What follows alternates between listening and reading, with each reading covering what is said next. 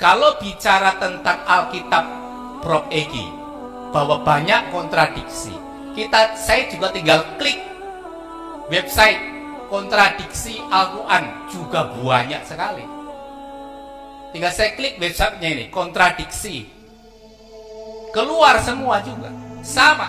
Tapi kan ini ranah tafsir, kita perlu ahlinya untuk bisa mengurai apa yang katanya kontradiksi.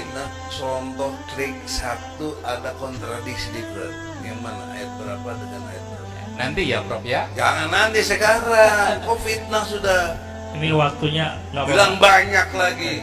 Nanti saya nggak minta banyak. Satu. Siap. Buktikan. Yang mana coba? Siap. Mana ya, coba? Nanti. Tunggu 1 menit, lanjut Pak. Oke. Saya membaca artikel jurnal, katanya juga tauhid tidak ada dalam Al-Quran. Katanya, saya nggak tahu ya, tapi saya baca artikel jurnal ilmiah nih, begitu. Tauhid, istilah tulisan tauhid ada di Al-Quran, begitu Prof. Satu tunjukkan ayat ya, yang boleh kontradiksi. Tapi Anda sudah ditarik pernyataan. Maafin, gitu loh. Itu Ya. Islam. Anda kurang jelas tadi itu apa yang dia maksud itu. Semua melibatkan interpretasi.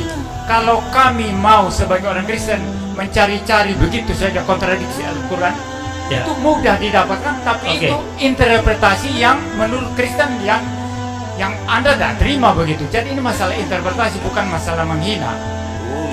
Loh, Dia berani menyatakan. Anda yang salah Ini ada paham. videonya bisa diulang. Dia Ya. mengatakan di Quran pun banyak. Iya, karena dia Kontradiksi. bicara interpretasi tadi Pak, menanggapi Ya, itu lanjutkan tadi. pertanyaannya. Ngeles lagi. Ya, silakan lanjutkan pertanyaannya. Itu gentle. Begitu. Kalau orang salah gini, lu jangan pakai banyak retorika. Oh, enggak. Nah, kalau nggak salah, bukti yang sama. Ya, Loh, bukan. Buktikan satu aja kontradiktif. Ya, kembali dong. Kembali Prof. poinnya tadi bukan masalah menunjukkan kontradiksi, Bukan masalah. masalah interpretasi. Jadi gini, enggak, maksudnya tadi gini. Saudara-saudara tadi, Pak Ustadz Ababan dan Profesor Egi tadi itu membicarakan Alkitab yang menurut saya ilegal interpretasinya. Nah, menanggapi itu, Dr. Moses mengatakan, kami pun kalau mau bersikap seperti itu, kami cari-cari, ya ini kontradiksi, bisa aja kan begitu. Oke, baik. Itu Ini maksudnya. Sebentar. Itu maksudnya. Saya memberikan kesempatan terbuka supaya clear. Tolong ditanyakan kepada kami tadi. Kita siap kan, sama-sama siap dikritik toh. Ya, baik. Silakan ditanyakan, nanti kan ada waktu bertanya nih. Saya minta menunggu pertanyaan daripada Dr. Moses, di mana ayat-ayat yang kontradiksi di dalam Al-Quran. Kan dari tadi ayat. Baik. Satu aja nggak apa-apa. Maaf. Ya, Harus silakan. kembali ke moderator lagi. Ya, baik. Ya. Waktu pertanyaan sudah selesai 10 menit. Sudah, Bang. Bang, Prof, Prof. Udah ngakui salah, mestinya jujur kalah gitu loh. Ya, itu tidak salah dalam arti dalam saya menyampaikan mungkin saya dalam membahasakannya mungkin akhirnya bisa disalahtanggapi, tetapi saya tidak punya maksud untuk yang seperti dimasukkan oleh Prof. Egi. Bapak Prof. Egi. Kalau gitu dengan jujur dan rendah hati saya nanya, apa yang Anda maksud banyak kontradiksi dalam Al-Quran? Misalkan Prof, misalkan dalam hal contoh ya, ketika tadi pertanyaan ya, coba tolong timernya dinyalakan lagi. Waktu sini sudah selesai, sekarang silakan Anda bertanya tentang kontradiksi. Tadi di awal kita diskusi sesi pertama, Prof. Egi sempat mengatakan bahwa seringkali kalau ada teroris yang disalahkan Islam. Itu yang bagi saya itu terorisme. Ya itu maksud saya, berarti kan karena ada ketidakpahaman dalam memahami atau salah dalam memahami, sehingga akhirnya mengklaim kalau teroris pasti Islam. Itu yang saya tidak mau, karena memang belum tentu teroris itu adalah umat Islam. contoh bukan ayat Quran. Mana ayat Quran yang kata lu ada kontradiksi? Bukan begitu, Prof. Belok balik aja, Bro. Jadi ya oke lah, dalam arti maksud saya bukan demikian. Ya, kalau bukan demikian, lu cabut statement bahwa tidak ada kontradiksi. Tidak perlu cabut statement. Saya paham betul. Dia tidak salah. Gini loh. Ini nggak jujur. Begini loh. Lo ngaku intelektual, tapi lo nggak jujur, lo nggak benar.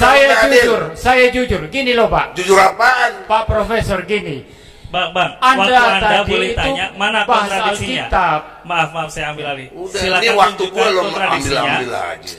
Anda punya tidak relevan itu, tidak relevan. Anda tadi mengatakan justru lo yang relevan. Tidak relevan. Begini. Mic-nya Mas, tolong Mas, mic-nya Mas. Udah deh. Saya jelaskan dulu, Pak. Pak, saya jelaskan dulu. Udahlah, nanti kita masih. Enggak, pertanyaannya tadi belum dijawab, belum kami jawab. Yang mana lo tanya? Pertanyaan Profesor Egi kami belum jawab kan? Kami jawab dulu. Yang mana? Ya, kami jawab dulu. Yang gua bertanya sama dia, buktikan satu ayat saja yang Al-Quran itu berkontradiktif.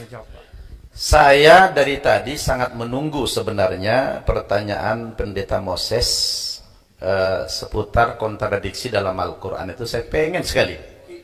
Saya sangat pengen sekali aspek mana yang kontradiksi itu biar kami jelaskan.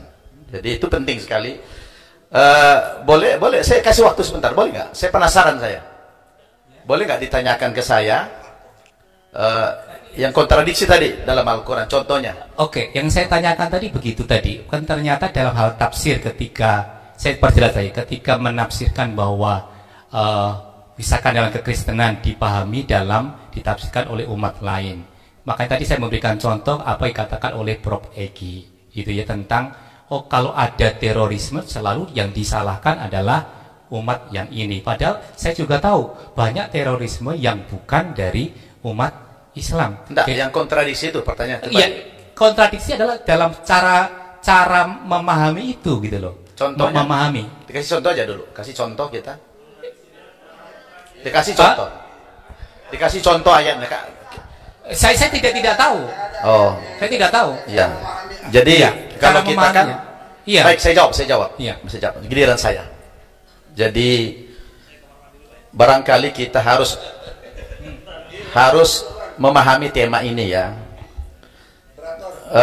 Tolong semua Pak Pendeta, kita kalau kembali ke tema ini kita bicara oknum, bukan bicara sifat. Jadi oknum. Jadi kalau tauhid itu kan oknum, satu Tuhan. Bukan bicara sifat. Kalau tadi Pendeta Marwali bicara tentang nama-nama Allah, itu sifat. Jadi sifat Allah dengan oknumnya beda, dengan zatnya beda. Jadi zatnya, oknumnya itu satu. Sifatnya tidak terbilang.